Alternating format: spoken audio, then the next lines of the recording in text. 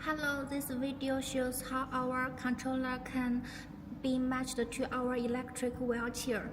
At first, we need to press this switch for a while, and then it is glittering like this.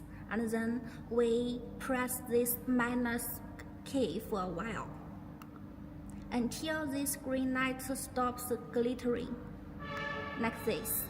And then we open the electric wheelchair. 欢迎使用智能轮椅。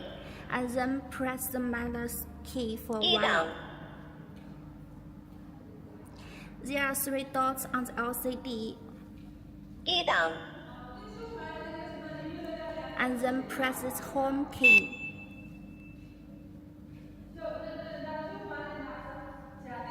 Now it is matched.